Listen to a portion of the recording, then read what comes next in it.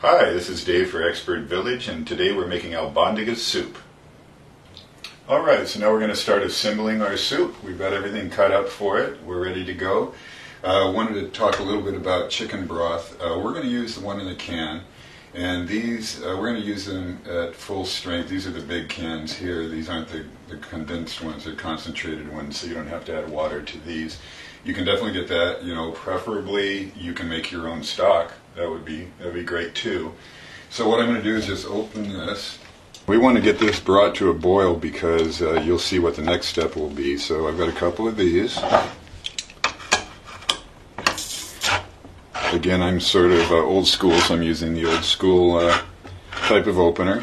Of course, there's tons of can openers out there today. So then you just want to pour that right into this pot.